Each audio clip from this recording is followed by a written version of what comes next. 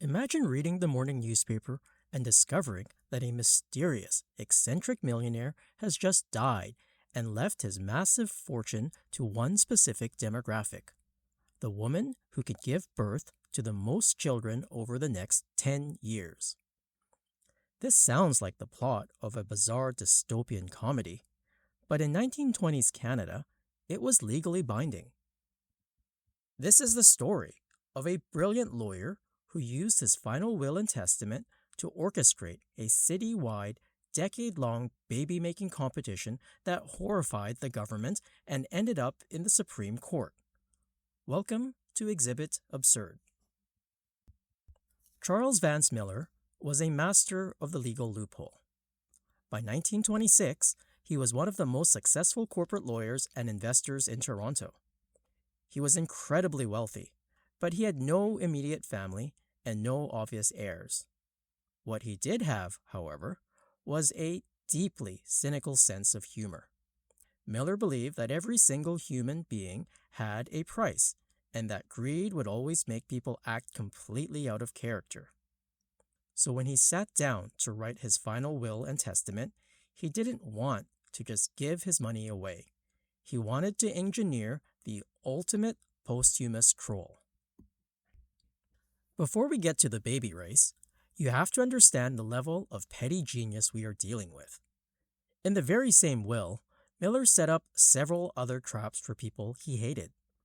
For example, he despised hypocrites, so he left massive shares of the Catholic O'Keefe Brewery to every single Protestant minister in Toronto, men who actively preached absolute prohibition. To claim the money, these strict anti-alcohol ministers had to legally become brewery owners. He also left shares of the Ontario Jockey Club to prominent anti-gambling advocates. He was effectively bribing the city's moral elite to abandon their principles. The baby race was just his grand finale. The absolute masterpiece of Millar's will was clause number 9. He stated that exactly 10 years after his death, the remainder of his massive estate was to be liquidated and given to the mother in Toronto who had given birth to the most legally eligible children within that 10-year time frame. If there was a tie, the money would be split equally.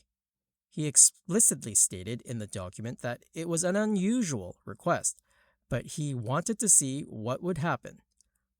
On October 31st, 1926, Charles Vance Millar suffered a heart attack and died. The 10-year clock instantly started ticking. When the will was first published, it was treated as a scandalous society joke.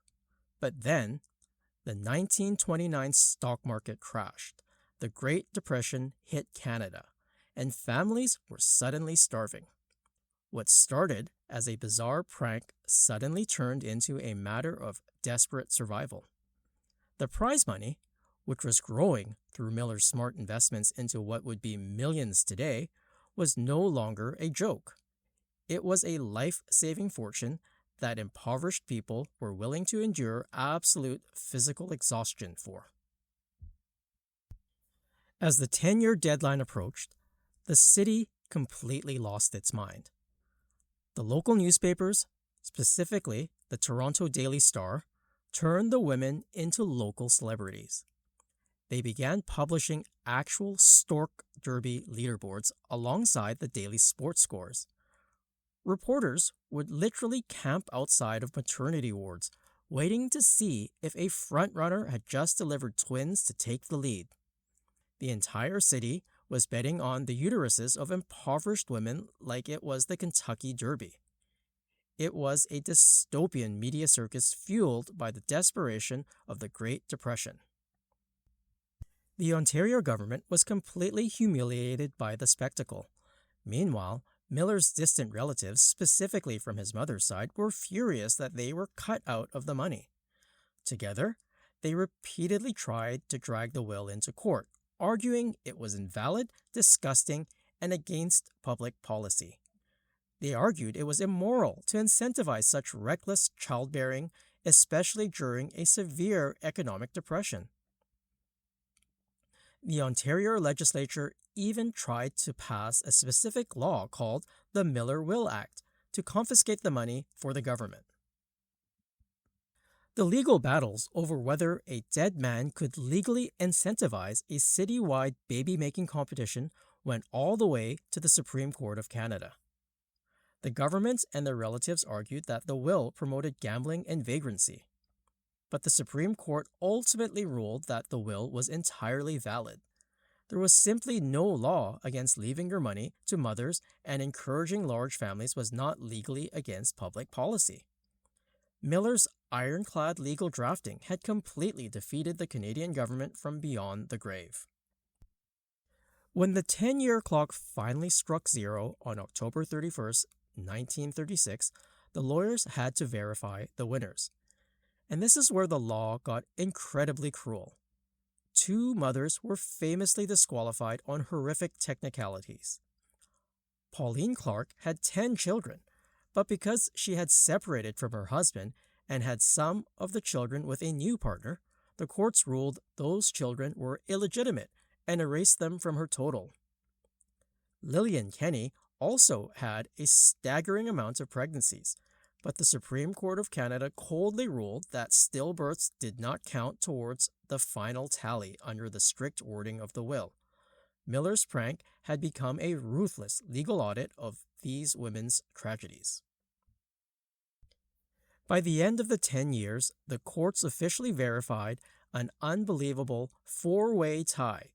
Each of these 4 women had given birth to a staggering 9 children in just 10 years. Because of the tie, the Supreme Court ordered the fortune to be split evenly. Each of the 4 mothers was handed a check for roughly $110,000, which is nearly $2 million each in today's money. The 2 disqualified mothers, Pauline Clark and Lillian Kenny, were given out-of-court settlements of $12,500 each just to end the legal madness. Charles Vance Millar wanted to execute the ultimate practical joke from beyond the grave. He managed to humiliate his greedy relatives, frustrate the Supreme Court, and accidentally rescue 4 impoverished families from the depths of the Great Depression. If you want to uncover more bizarre evidence from the most chaotic archives of legal history, make sure to hit that like and subscribe button. We'll see you next time on Exhibit Absurd, and thank you so much for listening. Your support really does help the channel grow.